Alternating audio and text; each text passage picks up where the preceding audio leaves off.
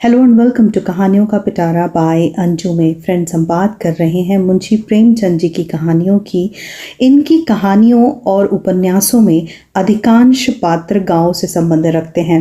प्रेमचंद जी स्वयं भी गांव के ही रहने वाले थे। इन्होंने गरीबी को अधिक निकटता से देखा था। अपनी ग्राम्य जीवन की अनुभूति को ही इन्होंने अपनी रचनाओं में साकार किया है। तो आइए सुनते हैं इसी तरह की एक कृति, शांति। मेरे परिवार में स्त्रियां जनान खाने से बाहर नहीं जाती थी। सभी बाहर की चकाचौंध से बिल्कुल अनजान रहती थी। जब मैं ससुराल आई तो बिल्कुल फूहड़ थी। मुझे किसी से भी बातचीत करने में संकोच का अनुभव होता था। मैं स्त्रियों तक से घूंघट के बिना बात नहीं कर सकती थी। मैं कुछ हिंदी पढ़ी हुई थी।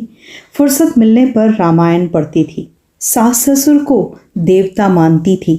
उनसे बुरी तरह डरती थी। जरा सी भी चूक होते ही पत्ते की तरह कांपती थी। मेरे बाबूजी यानी पतिदेव को मेरा यह फूहड़पन पसंद न आता था। उन्होंने शिक्षा की ऊंची से ऊंची डिग्रियां प्राप्त की हुई थी। स्त्रियों की शिक्षा एवं रहन सहन के विषय में भी वे कुछ अधिक ही उदार थे। वे मुझसे बहुत ही प्रेम करते थे, किंतु मेरे रूढ़िवादी विचार उन्हें बहुत कष्ट देते थे। वह रात को कमरे में आकर नींद न आने तक कोई न कोई अंग्रेजी पुस्तक पढ़ते रहते थे। यदि मैं कभी पूछ बैठती कि क्या पढ़ते हो, वह करुण स्वर में कहते, यह ऑस्कर वाइल्ड की सर्वश्रेष्ठ रचना है। मैं अपनी अयोग्यता पर स्वयं को लज्जित महसूस करके ग्लानि का अनुभव करती और सोचती कि मैं इन सहृदय विद्वान व्यक्ति के सर्वथा अयोग्य हूँ। एक दिन संध्या समय मैं रामायण पढ़ रही थी। अचानक बाबूजी को आते देखकर मैंने रामायण पढ़ना बंद कर दिया, किंतु उन्होंने पुस्तक देख ली। बाबूजी द्वारा पूछे जाने पर मैंने स्वीकार कर लिया कि मैं रामायण पढ़ रही थी।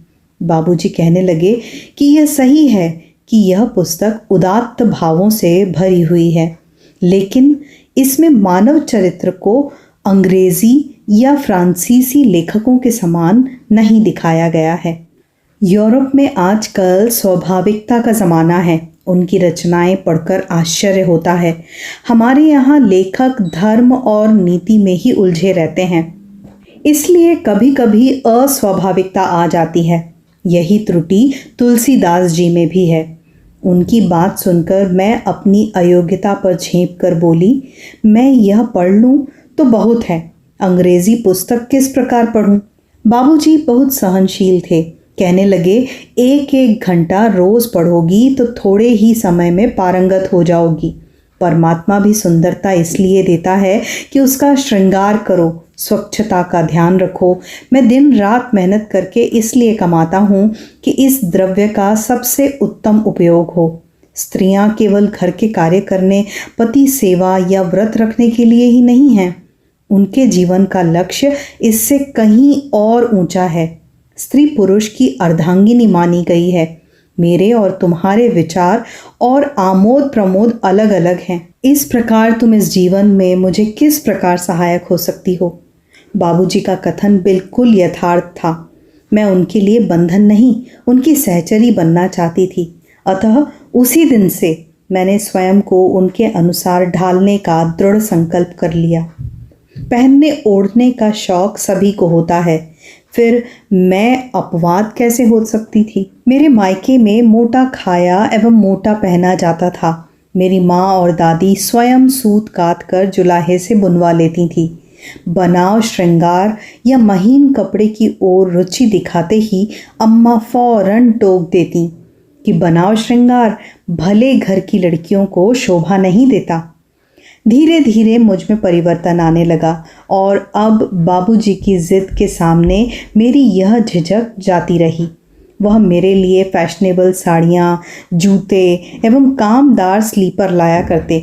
मैं इन सबको केवल बाबूजी के सामने ही पहनती थी। मैं इन्हें पहनकर घर से बाहर नहीं निकलती।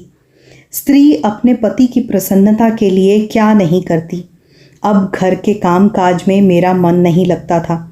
विदेशी पुस्तकों से मुझे प्रेम होने लगा था।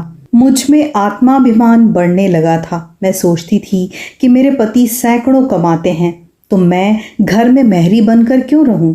एक दिन अम्मा ने मुझसे जलपान के लिए दाल मोठ बनाने के लिए कहा, किंतु मैं अनसुना कर गई।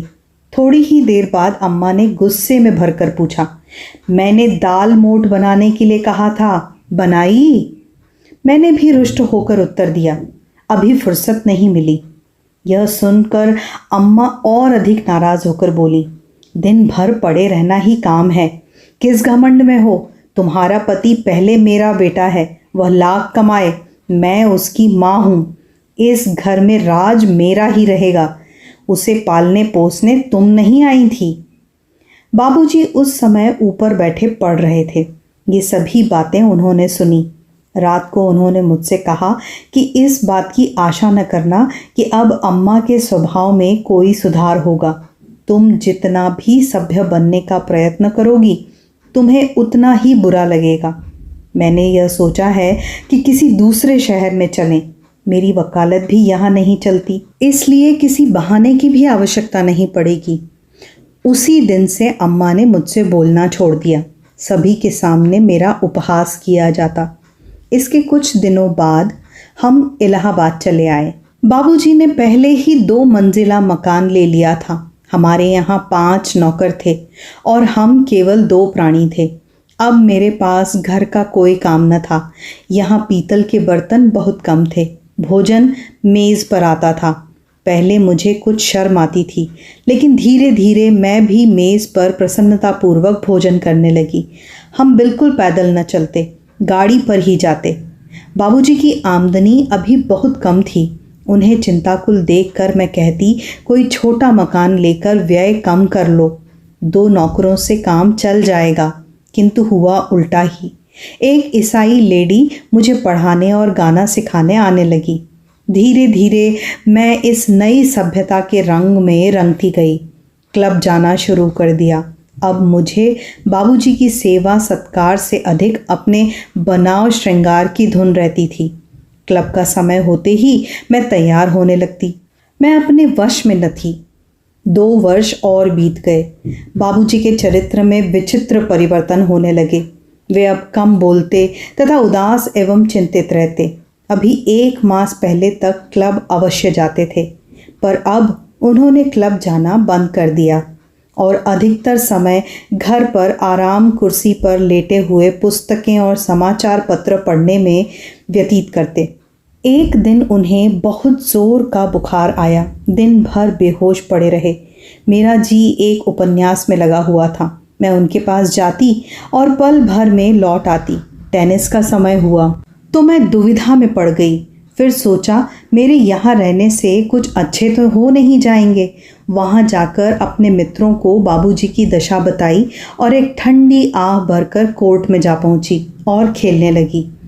आज से 3 वर्ष पहले बाबूजी को इसी प्रकार का बुखार आ गया था। मैं रात भर व्याकुल रही थी और जी यही चाहता रहा कि इनके बदले मुझे बुखार आ जाए, पर अब हृदय स्नेह शून्य हो गया था। मैं सदैव की भांति रात को 2 बजे घर पहुंची। मैं अब अंग्रेजी उपन्यासों को समझने लगी थी। बाबूजी का जी दूसरे दिन भी न संभला। मैं क्लब न गई। तीसरे दिन मिसेस दास ने एक नर्स भेजकर बाबूजी की सेवा का भार उस पर डाल दिया। 2 दिन क्लब न जाने पर मैं बेचैन हो उठी थी।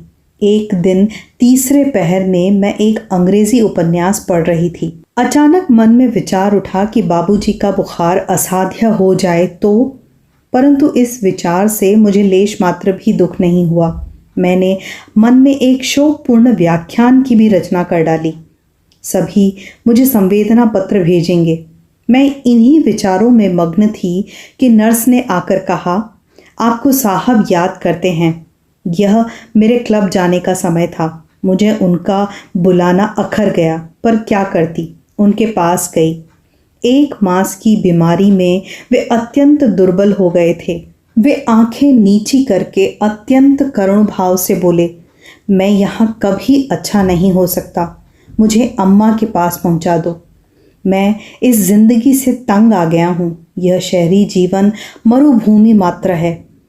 यदि तुम मुझे नहीं पहुंचा सकती तो अम्मा को एक पत्र लिखवा दो, वे अवश्य ही यहाँ आ जाएंगी। मैं समझी यह बुखार की बकझक है। फिर बाबूजी अत्यंत विनीत भाव से बोले, श्यामा, मैं तुमसे कुछ कहना चाहता हूँ। मुझे इस जीवन से घृणा हो गई है और यही मेरी बीमारी का मुख्य कारण है। मुझे शारीरिक नहीं, मानसिक बीमारी है। मैं तुम्हें वही पहले किसी सलज्ज, सिर नीचा करके चलने वाली, पति श्रद्धा से परिपूर्ण स्त्री देखना चाहता हूँ। तुमने सदैव मेरी आज्ञा का पालन किया है। मेरे हृदय पर वज्रपात सा हो गया। लज्जा पुनर्जीवित हो उठी। अंतरात्मा ने कहा, अवश्य मैं अब वह नहीं हूँ जो पहले थी। मैं दोनों हाथ जोड़कर बाबूजी के चरणों पर गिर पड़ी। अब मैं अपने घर आ गई हूँ। अम्मा जी अब मेरा अधिक सम्मान करती हैं। मुझे अपनी रामायण महाभारत में अब वही आनंद प्राप्त होने लगा है। तो दोस्तों, ये थी कहानी शांति। अब हम मिलेंगे अगले वीडियो में किसी नई कहानी, किसी नई रचना, किसी नई कृति के साथ। तब तक के लिए आप अपना बहुत ख्याल रखिए। इस वीडियो को लाइक कीजिए, चैनल को सब्सक्राइब कीजिए और अपने कमेंट्स में हमें ज़रूर बताइए ये कहानियाँ आपको कैसी लग रही हैं। So friends, thank you, thanks for listening and stay connected.